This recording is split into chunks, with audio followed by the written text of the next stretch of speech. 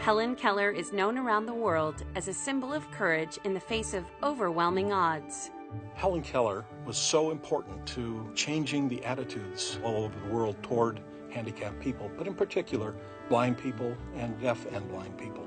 Helen Adams Keller was born with full sight and hearing on June 27, 1880 in Tuscumbia, Alabama. Yet at 19 months, she was stricken with what at the time was called brain fever and was left both blind and deaf.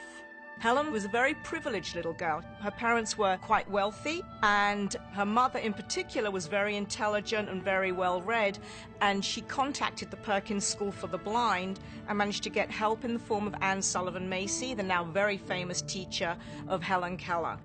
Anne Sullivan began working with fingerspelling and other ways of trying to communicate with very little success until one moment, the aha moment came.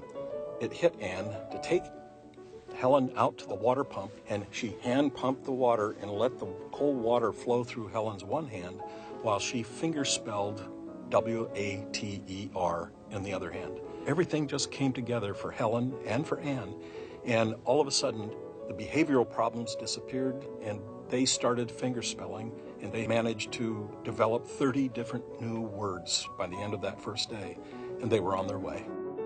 By age 10, Helen Keller had mastered Braille as well as the manual alphabet.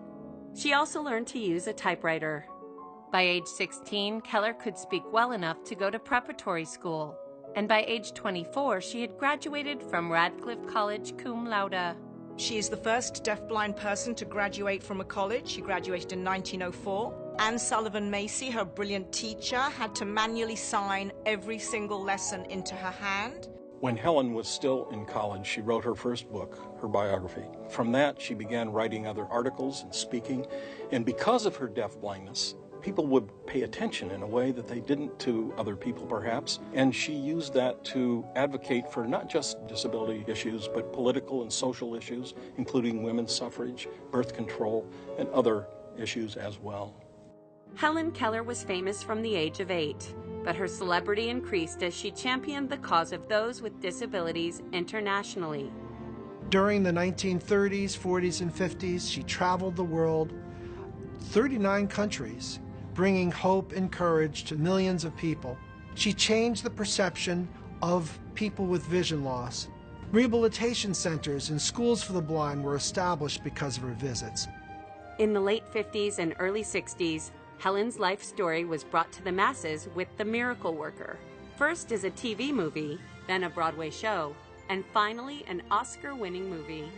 She knew everybody from Alexander Graham Bell to Lyndon B. Johnson, and she was brilliant at leveraging all the people that she knew for help to change the lives of those with vision loss.